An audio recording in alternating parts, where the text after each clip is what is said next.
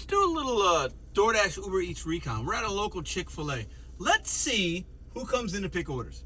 And I want y'all to look at this door. I just pulled up right now. And I want you to see the person's drivers coming in and out. So I've been noticing some things in my St. Louis market. And I'm gonna leave this split screen here of this local Chick-fil-A. I want you to notice something. Because I noticed it. There's a handicap spot here. There's 3 handicap spots at the Chick-fil-A. Okay? And even when I'm doing Instacart and there are a lot of delivery drivers using those handicap spots for themselves. Agree, disagree, let me know. But also, nobody has hot bags anymore. I would say when I go into a spot, unless it's a pizza spot, if I go into a Chipotle, a Burger King, a Chick-fil-A, and I don't do a lot of food delivery anymore. Most of what I do is shopping, packages, courier routes, things like that, okay? I don't do a lot, but I do some. Or if I'm just out to eat, we go to Chick-fil-A a lot with my daughter. Nobody has hot bags. It is extremely rare that I see a hot bag. Now, when I was doing a lot of DoorDash back a couple years back, I would see hot bags all the time. I'd use them, I wouldn't always, depending on what it is sometimes. I get it. And the Chick-fil-A bags aren't really great. They're like, when they get like hot and wet, they tear, maybe. But listen, nobody is using hot bags. Am I the only one that's noticing this? I'm also noticing these cars that are pulling up, they virtually all have temp tags. This isn't new for some of y'all, but temp tags are a thing in St. Louis.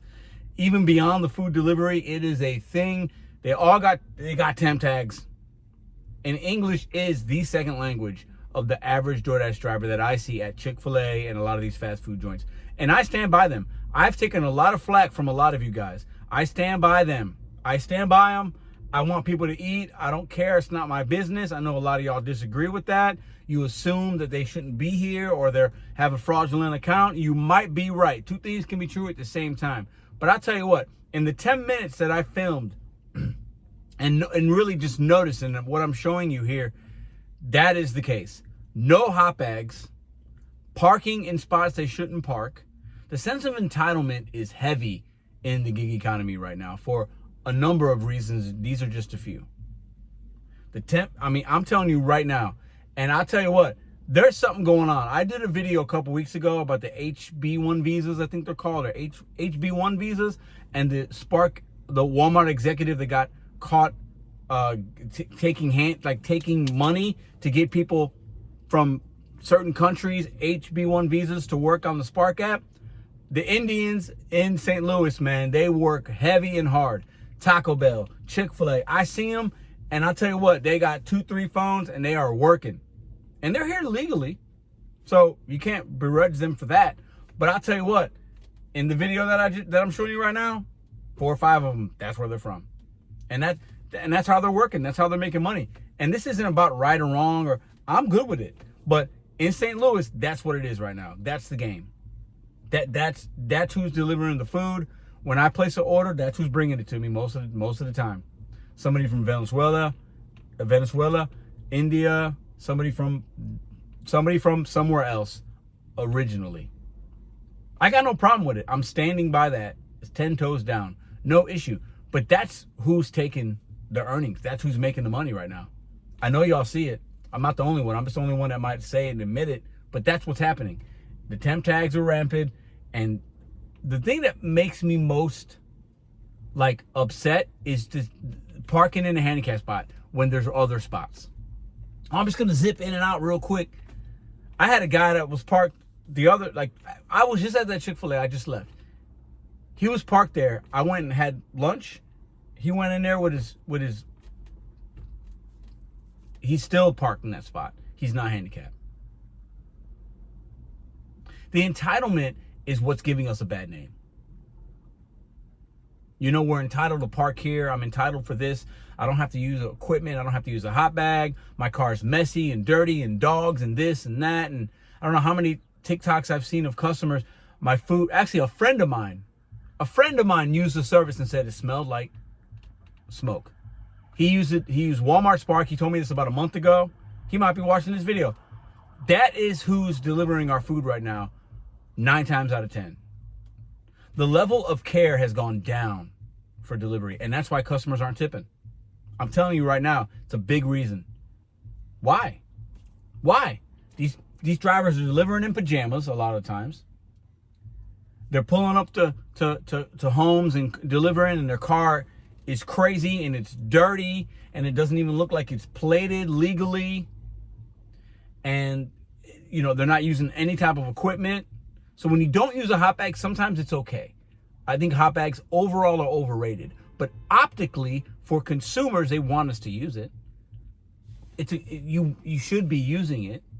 It's a barrier of, especially if you've got, I don't know how many times I've seen people and they got their dogs and cats with them doing food delivery, or their kids and their cars are messy. I'm telling you, if I see it, consumers are seeing it, merchants are seeing it. And they go into the store and they got the phone like this. They don't even say anything to the merchants. That's why they don't like us. It's not because of how you act. It's because of how the previous 10 Dashers acted before. The entitlement is so rampant. And listen, I'm speaking this way because I'm entitled too sometimes. And so are you. Don't act like you're not, because you are. But this is what DoorDash has become and Uber Eats has become in 2025. The barrier of entry is so low. That's why the pay is so low. And look, you guys have been telling me in the comments, I get it. I don't really do it. I don't have it on DoorDash in over a year and a half. And I do maybe 10 food deliveries of like fast food and food stuff a week right now. I did a couple Jimmy John's today. But I saw so much craziness this past Saturday at Chick-fil-A when I was there.